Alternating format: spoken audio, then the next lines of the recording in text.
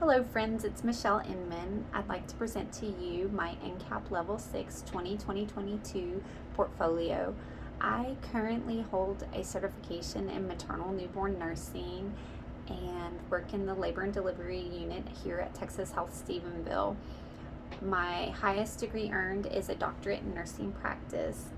Some of the clinical activities that I would like to present to you include clinical exemplars, one in which I advocated for a grand multip patient. She was a gravidas 6 who was being induced for a trial of labor after cesarean section. Once she got into active labor, I advocated along with the physician for a decrease in Pitocin rate, which could contribute to reducing risk factors as such as uterine rupture and postpartum hemorrhage, as well as fetal distress. This mother labored well, and she delivered relatively quickly. In fact, delivering within 30 minutes of that Pitocin decrease, and both she and the baby had a positive outcome. And in July of 2022, I assisted with a precept nurse delivery. I happened to be on the unit, completing some meeting minutes, and while the other nurses on the floor were actually at lunch, the nurse had called out just from across the hall for a rapid delivery.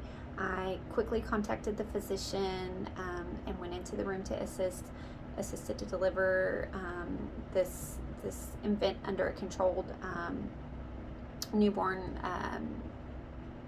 delivery, and stimulated the baby, offering some suction, and it was a positive outcome also for both the mom and baby. Some of the HRO tools that were utilized within both of these situations included STAR, and then also SBAR communication, as well as mutual respect and collaboration for caring factors. During COVID, I trained as a monoclonal infusion nurse, and I was able to offer these infusion to various patient populations that were at risk. After being diagnosed with COVID, I went to the ICU, also med-surg and ED, to offer these infusions,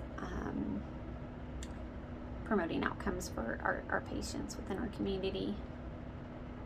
I also have served over the past 2 years as a competency validator for both PPE and high-level PPE. These are some of the dates that I offered competency validation and did checkoffs for various hospital staff. I also worked with Michelle Watts, our lactation consultant, and Rochelle Huffman in developing some policy changes for the lactation scope of service.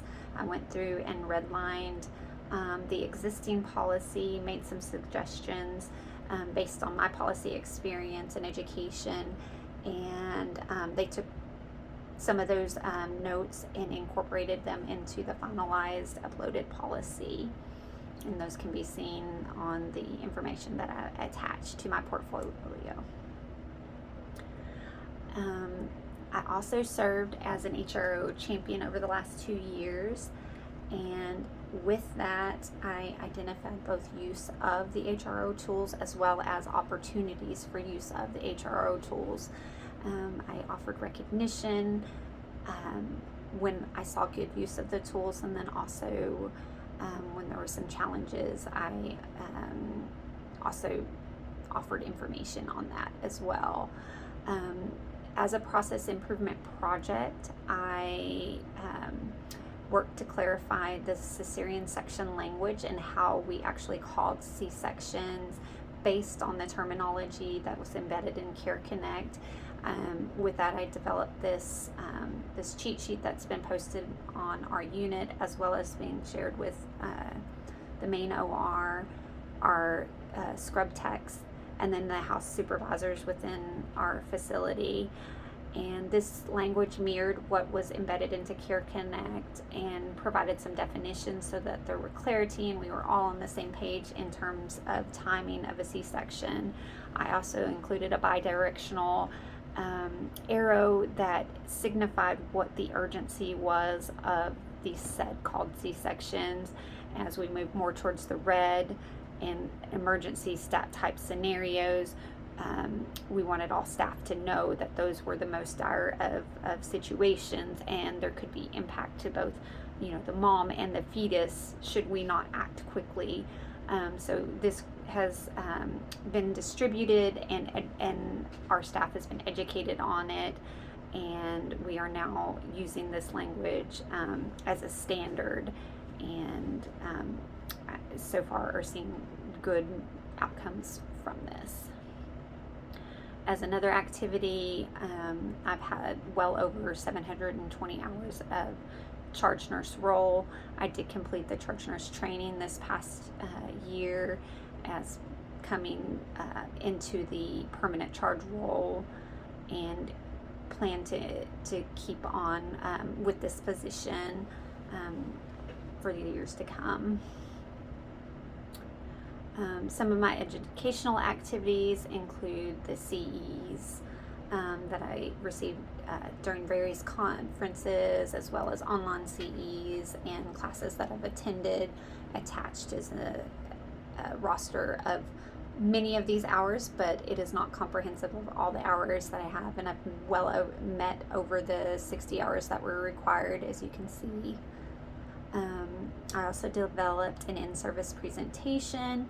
As we were reopening, our nurses needed a refresher on OB assessment and the MSE order set, so I included a brief talk on that, as well as handouts and the education behind use of the medical screening exam. And as you can see, these are some of the objectives in the course outline, as well as the references that were used for this in-service presentation. Along with Mandy Goodwin, she and myself developed a CE on the use of quantitative blood loss and postpartum hemorrhage as a continuing education event. We discussed some of the risk factors that were involved with postpartum hemorrhage, as well as treatment of, and then how to perform a quantitative blood loss. And as you can see here linked, we actually incorporated a video on YouTube that gave a step-to-step of how to quantify blood loss. I've also served as a preceptor and completed the preceptor training.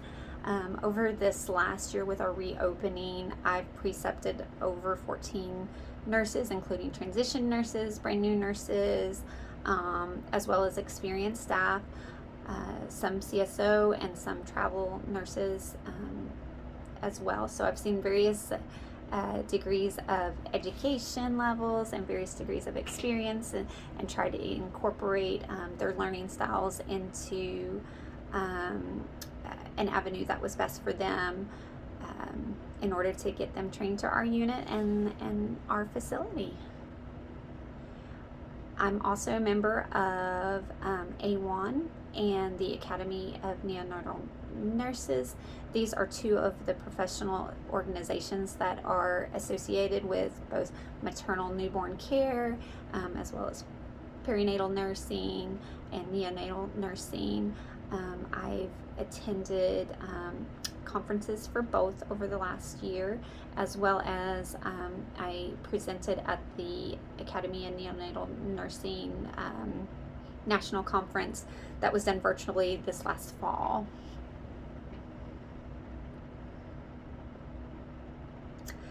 I serve on various councils for the hospital, and this is not comprehensive, but of these, I was the joint chair for the Texas Health Resources System Research, Innovation, and New Knowledge Council. I did that for over a year and handed off the reins this last year to a great new crew.